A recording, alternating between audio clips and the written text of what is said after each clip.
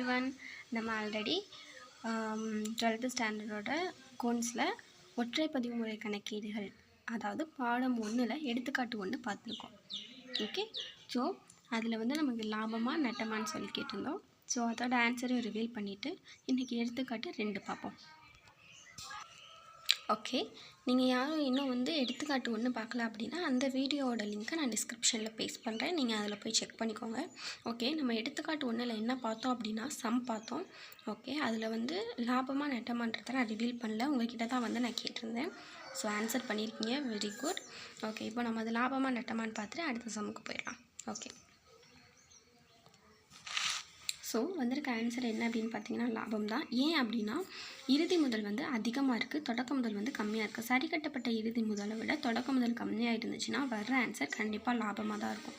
இதே சரி கட்டப்பட்ட இறுதி முதல் கம்மியாக இருந்து தொடக்க முதல் அதிகமாக இருந்துச்சு அப்படின்னா அதில் வர ஆன்சர் உங்களுக்கு மைனஸில் வரும். அப்போ அது கண்டிப்பாக நட்டமாக தான் இருக்கும்.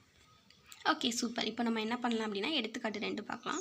இதுவும் என்ன கொஸ்டின் கேட்டிருக்காங்க அப்படின்னா லாபம் அல்லது நட்டம் கணக்கிடவும் தான் கேட்டிருக்காங்க.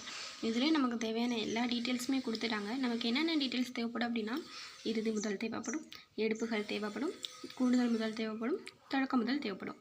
இதுதான் நம்மளோட ஆர்டர் ஃபார்மேட். ஃபஸ்ட்டு இறுதி முதல் போடுவோம், அதோட எடுப்புகளை கூட்டுவோம், அப்புறமா கூடுதல் முதலை கழிப்போம், மறுபடியும் தொடக்க முதலை கழிப்போம். ஸோ இதுதான் அந்த லாபம் நட்ட அறிக்கை தயாரிக்கிறதுக்கான ஃபார்மேட்டு. இந்த 4 விஷயம் தான் நமக்கு தேவை. ஸோ அந்த 4 விஷயமே இப்போ நம்மக்கிட்ட கொடுத்துட்டாங்க, அதனால் எந்த பிரச்சனையுமே இல்லை.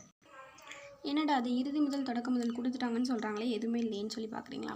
ஸோ ஃபஸ்ட்டு தொடக்க முதல் அப்படின்றது என்னென்னா, நம்ம கம்பெனி ஸ்டார்ட் பண்ணுறப்போ நம்ம கையில் இருக்க தொடக்கமாக நம்ம வச்சுருக்க முதலை தான் என்ன சொல்லுவாங்க அப்படின்னா தொடக்க முதல் அப்படின்னு சொல்லுவாங்க. ஸோ ஒரு நம்மளோட நடப்பாண்டு என்னவாக இருக்கும் அப்படின்னா ஏப்ரல் டு மார்ச் தான். ஏப்ரல் 1 முதல் மார்ச் 31 வரை தான் ஒரு நடப்பாண்டு வந்து இருக்கும். ஸோ அப்போ ஏப்ரல் 1 2018 அப்படின்றது அன்னைக்கு இருக்கிற முதல் தான் நம்மளோட தொடக்க முதல். அப்போ எப்போ முடியும் அந்த வருஷம்? 2019 மார்ச் 31 முடியும். அப்போ நம்மக்கிட்ட இருக்க முதல் என்ன அப்படின்னு பார்த்தீங்கன்னா இறுதி முதல். ஸோ அப்போ நமக்கு தொடக்க முதலும் இருக்குது, இறுதி முதலும் கொடுத்துட்டாங்க. ஓகேவா? வேறு என்ன தேவை? கூடுதல் முதல் தேவை, எடுப்புகள் தேவை, அதுவும் நம்மக்கிட்ட இருக்குது. ஸோ இப்போ நம்ம சம்முக்கு போகலாம். ஓகே, இப்போது நம்மளோட ஃபார்மேட் ஃபஸ்ட் நமக்கு தெரியணும். நம்ம இப்போ அந்த அறிக்கை க்ரியேட் பண்ணணும் அப்படின்னா ஃபஸ்ட்டு எந்த ஒரு விஷயத்துக்குமே ஹெட்டிங் தேவை.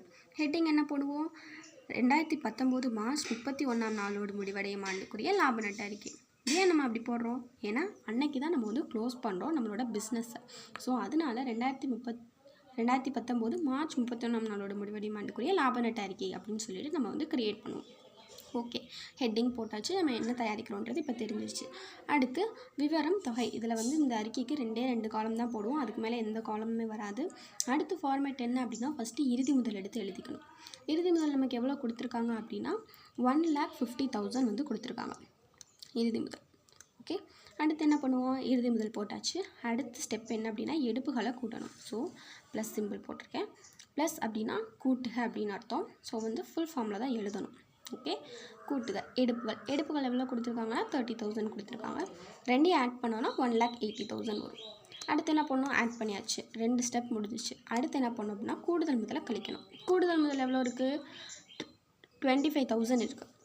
ஓகேவா? ஸோ கூடுதல் முதல் 25,000. ஸோ அதை என்ன பண்ணணும் அப்படின்னா கழிக்கணும். ஓகே, 3 ஸ்டெப் முடிஞ்சிச்சு. கழிச்சு வர்ற ஆன்சர் என்ன அப்படின்னா சரி கட்டப்பட்ட இறுதி முதல் அப்படின்னு சொல்லுவோம். இறுதி முதல் ஆல்ரெடி இருக்குது, அதை சரி கட்டி ஒரு கரெக்டான ஃபார்மில் கொண்டு வந்திருக்கோம். கூட்ட வேண்டியதை கூட்டி கழிக்க வேண்டியதை கழித்து கொண்டு வந்திருக்கோம். எதனால் இதை வந்து கூட்டுறோம் கழிக்கிறோன்றதை நான் முன்னாடி வீடியோலேயே சொல்லியிருக்கேன்.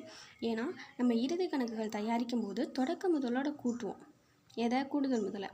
அதனால இறுதி முதல்லேருந்து கழிக்கிறோம். தொடக்க முதல்லேருந்து எடுப்புகளை கழிப்போம், அதனால இறுதி முதல்லேருந்து இது பண்ணும்போது கழிக்கக்கூடாது, கூட்டணும். ஸோ அப்படியே ரிவர்ஸில் நடக்கும். ஓகே, சரி கட்டப்பட்ட இறுதி முதல் கிடச்சிச்சு. இப்போ நமக்கு தொடக்க முதல் எவ்வளோ கொடுத்துருக்காங்க அப்படின்னா 1,60,000 கொடுத்துருக்காங்க. ஓகே, இப்போ நம்ம இது ரெண்டையும் கழிச்சு போடணும். இப்போ என்னென்னா இறுதி முதல் கம்மியாக இருக்குது, தொடக்க முதல் அதிகமாக இருக்குது. இப்போ வந்திருக்க ஆன்சர் என்ன? 5,000. இதுவுமே லாபமாக நட்டமான அஃப்கோர்ஸ் நீங்கள் தான் கண்டுபிடிக்கணும். கண்டுபிடிச்சி கமெண்ட் பண்ணுங்கள். இதுக்கு அடுத்த வீடியோவில் அதுக்கான ஆன்சரை நான் ரிவீல் பண்ணுறேன்.